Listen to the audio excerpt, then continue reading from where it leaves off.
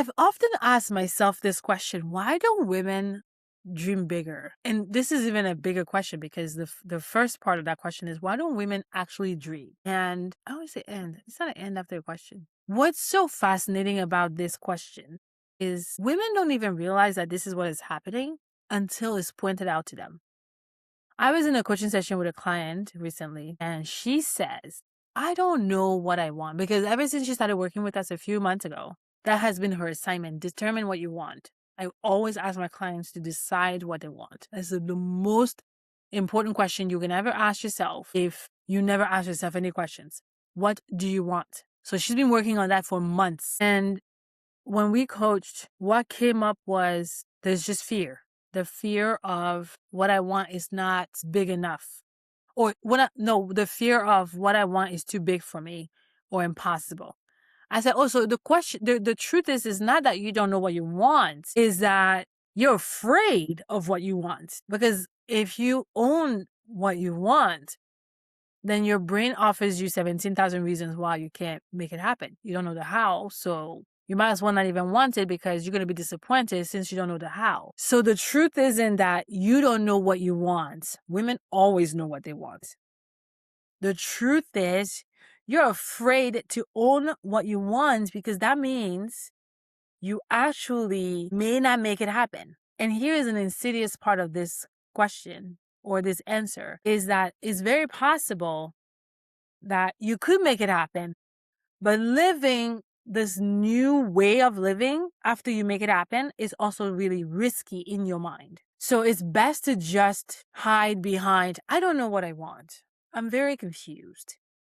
But again, we know that women do know what they want, because when you start asking specific questions, all of the questions are answered.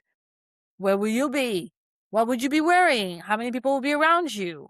Details, and they start coming out. So the truth is that you do know what you want. So that's the first thing. You got to own it. You got to decide, yes, I know what I want. Because here's why this matters. What you want is a living thing.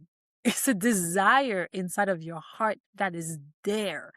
And no matter how much you try to run away from it, it goes with you. And so the more you deny it, the louder it gets. It gets loud enough to be a humming noise in the back of your mind that it feels painful, uncomfortable, nagging, and it ruins basically everything else out of your life because you can't sort of finish a project.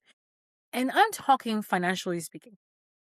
When a woman wants to be debt-free and she tells herself, I want to be debt-free, but I don't, and immediately her brain offers her all the reasons why she can't do it.